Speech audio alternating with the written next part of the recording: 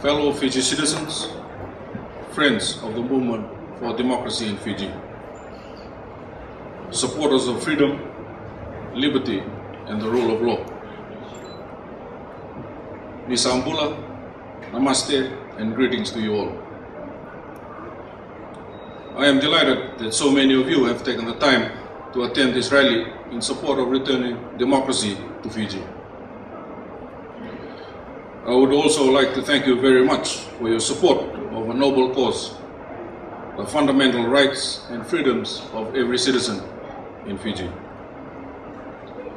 There is nothing so precious in life and in countries as personal freedom, personal rights, personal liberty, and equality of justice before the law and the rule of law. A journalist once wrote, "Surrounded by a turquoise sea, lush emerald hills, and the tropical trade winds that blow across the island nation, induced the people of Fiji to say that the serenity of the country matches its beautiful scenery."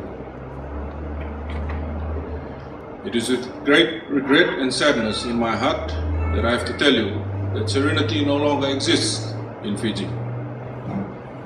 The serenity was shattered by the military coup led by Bainimarama in December 2006, when the elected SDL government was removed at gunpoint.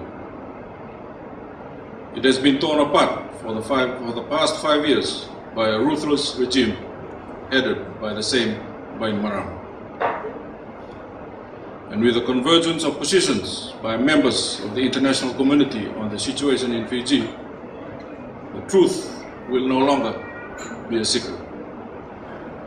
Many of you have heard accounts of the brutal acts of repression in Fiji through your family and friends, but not the whole truth.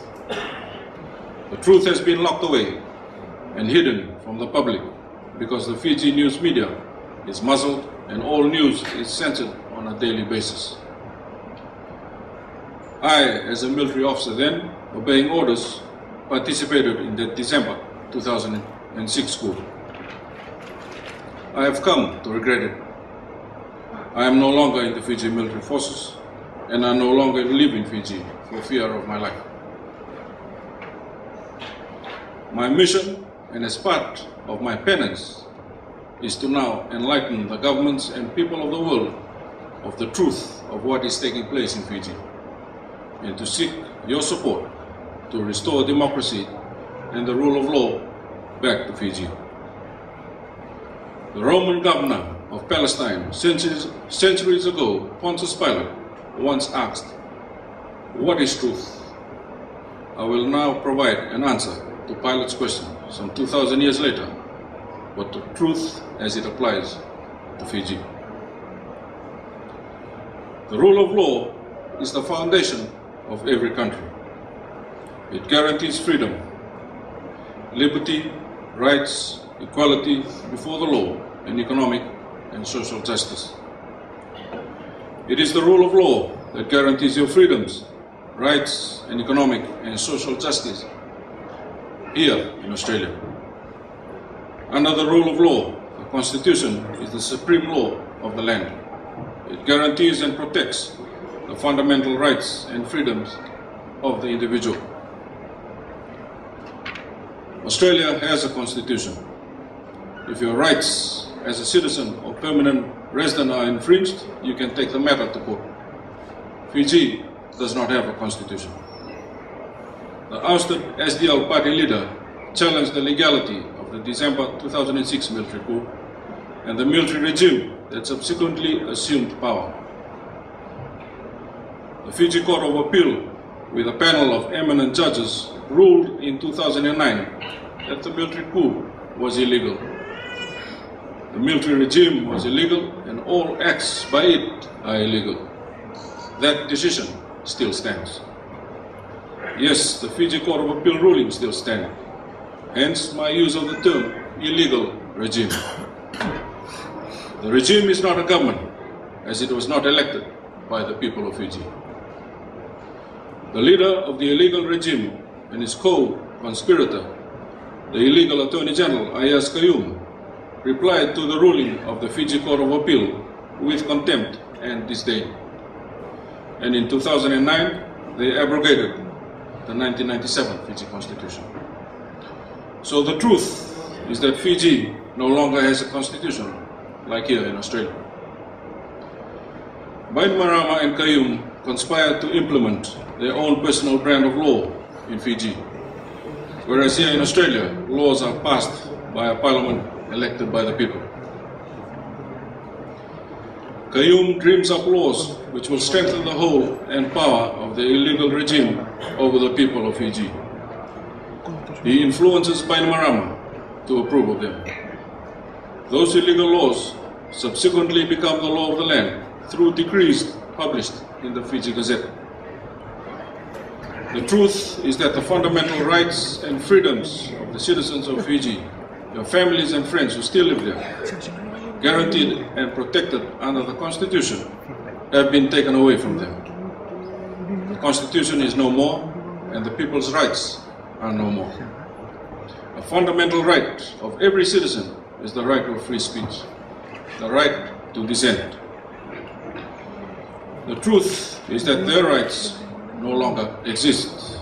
Citizens who speak out against the ruling regime's excesses and abuse of office are arrested by the military, not by the police, and taken to military camps, where they are beaten, kicked, and even tortured.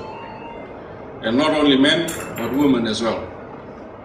And not only Fijians, but Indians and general voters as well. 2 persons died from these beatings. There was no official post-mortems. There were no coroner inquests. The police never investigated the incidents. The Commissioner of Police is a senior military officer. Only last week, the head of the Fiji Trade Union Congress, Mr. Felix Anthony, here with us, said in New Zealand that he was beaten by military personnel. The truth is that the fundamental right of freedom of association is what the illegal regime says it is. Last 2 weeks ago, a meeting of the Fiji Women's Rights Movement was stopped, shut down, and the executive director taken in for questioning. The truth is that the freedom of the press no longer exists in Fiji as it does here in Australia. The role of the news media is to keep citizens up to date with what is going on in the country, and holds the government and public officials to transparency and accountability. In Fiji, the illegal regime published a media decree under which television, radio, and the newspaper are muzzled. And what is more, all news must be censored before being broadcast or published by the Permanent Secretary of Information. As a result, citizens in Fiji have little idea of what is taking place, and the government and peoples of other countries are also in the dark.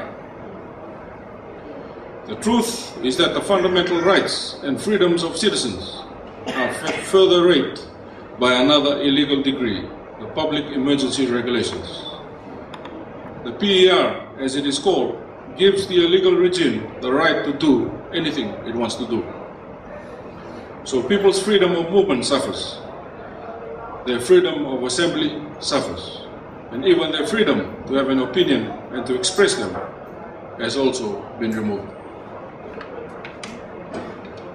Also, under the PER, a person can be picked up without due process, without a warrant, and not by the police, but by the military, and held without bail for 7 days. The truth is that Fiji has been stripped of democracy. As you all know, general elections in which the people vote for a government of their choice has been suspended. Elections are the quintessence of democracy.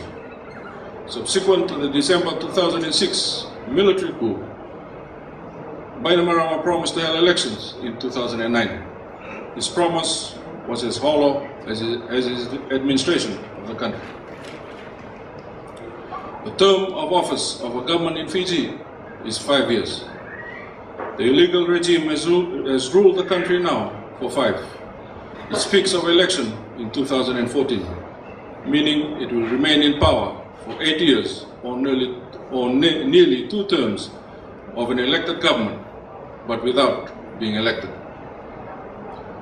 A scenario for any future election in Fiji was displayed at the recent Lau Provincial Council meetings, in which the council had freely elected their chairman, but they were ordered and blackmailed a day later by our government officials to change their selection.